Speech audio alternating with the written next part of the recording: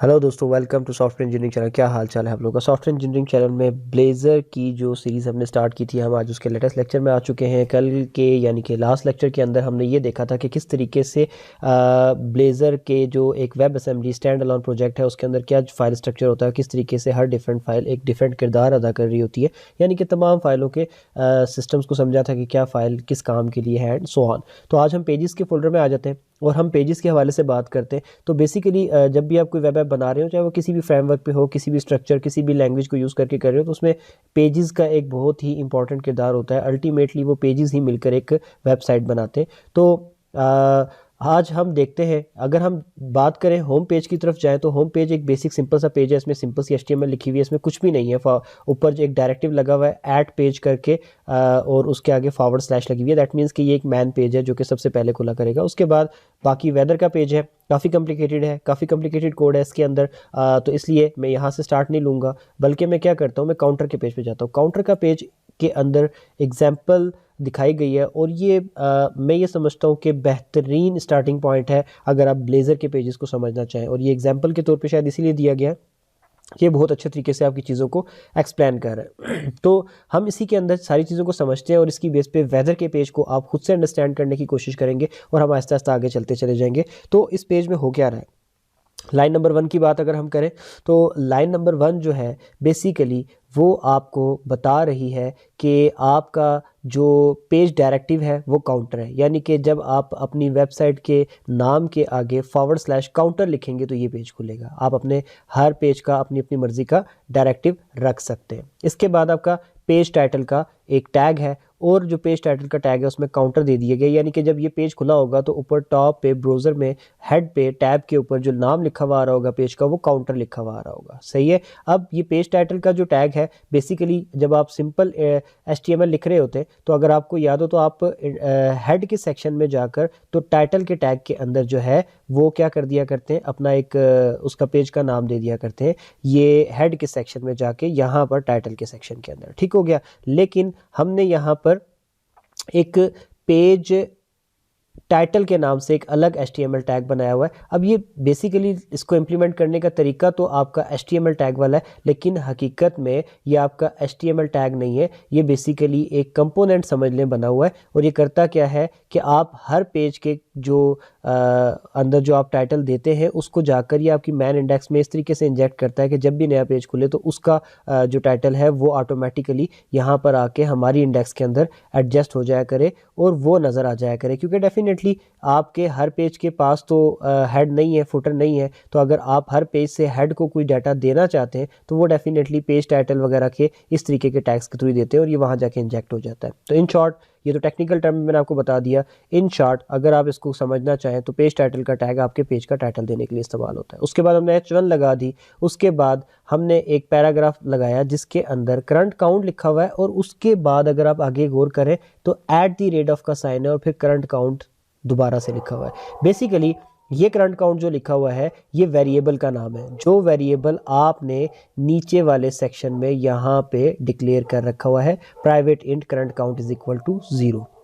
यानी कि इस करंट काउंट के वेरिएबल में जो भी वैल्यू पड़ी होगी ये यहाँ पे शो हो जाएगी। अगर आप किसी पेज के ऊपर HTML के अंदर आप C# मेंशन करना चाह रहे होते हैं तो आप @ का साइन लगाकर तो उसके आगे C# का कोड लिख सकते हैं। जैसे कि हमने @ का साइन लगा के C# का एक वेरिएबल यहाँ पे कॉल कर लिया। अगर आप सेपरेटली उस पेज के लिए कोई C# लिखना चाह रहे होते हैं आप, तो आप @कोड लिख कर तो कर्ली ब्रैकेट बनाकर तो उसके बीच में जाके सारा का सारा C# का कोड आसानी से लिख सकते हैं। अच्छा, यहाँ पे करंट काउंट यानी कि करंट काउंट नाम के वेरिएबल की जो वैल्यूज़ होंगी वो यहाँ पे आपको रिप्रेजेंट हो जाएंगी। उसके बाद नीचे एक HTML का बटन बना दिया गया जिस पे CSS की क्लास बटन और बटन प्राइमरी लगा दी गई है और वहाँ पे फिर दोबारा से ऐड करके ऑन क्लिक यानी कि एक दोबारा से C# के ऊपर आप चले गए और कहा गया कि ऑन क्लिक यानी कि जब क्लिक किया जाए इस बटन के ऊपर तो इंक्रीमेंट काउंट नाम का कोई फंक्शन है उसको रन कर देना, जो कि यहाँ पे आपने लिखा हुआ है। और वो क्या करेगा कि करंट काउंट के वैल्यू में 1 का इंक्रीमेंट लगा देगा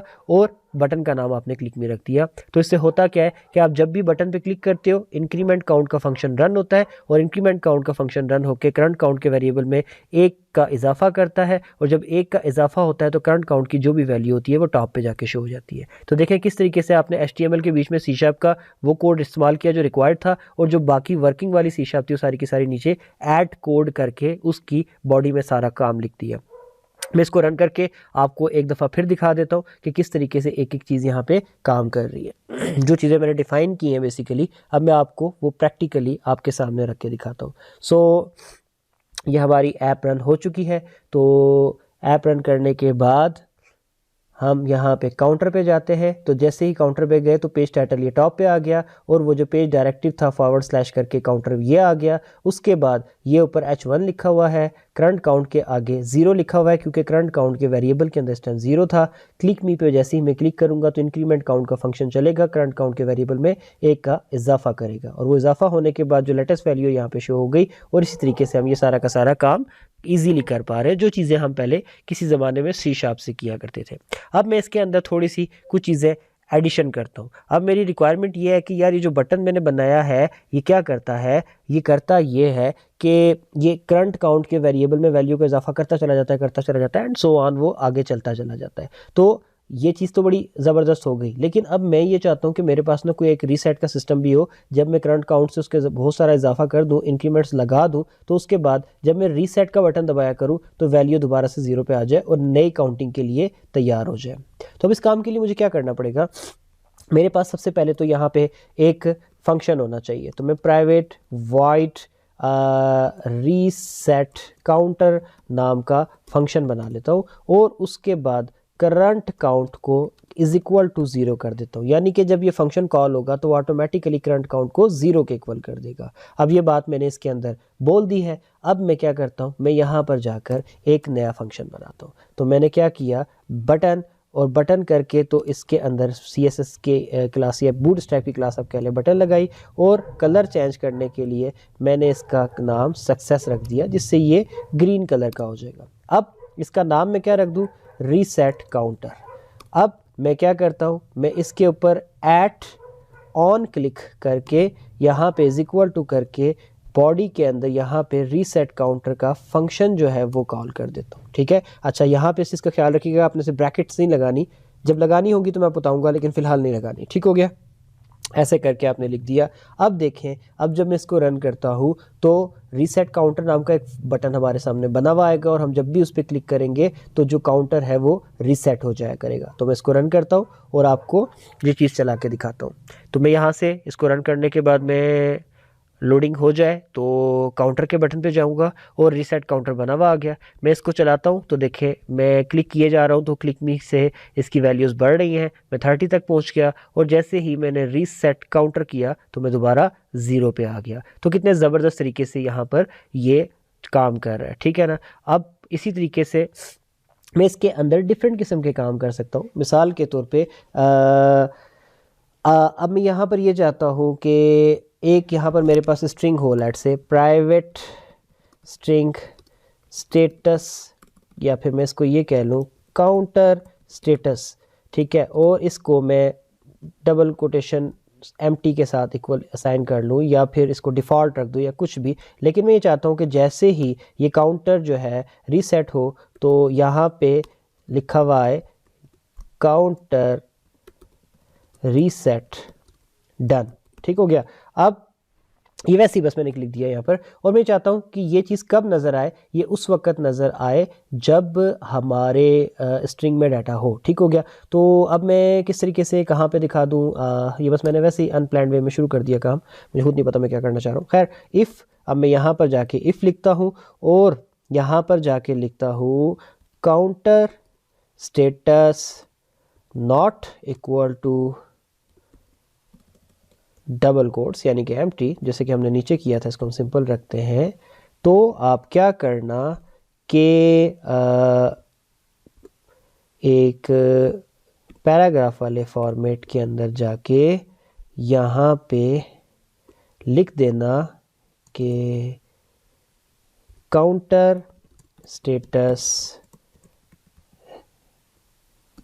काउंटर स्टेटस एंड उसके बाद यहाँ जाके ऐड करके काउंटर स्टेटस। अब जब मैंने ये चीज़ लिख दी तो अब होगा क्या, अब मैं इसको रन करके देखता हूँ, देखते हैं सबसे पहले क्या होता है, उसके बाद हम इसको देखेंगे कि काम किस तरीके से कर रहा है।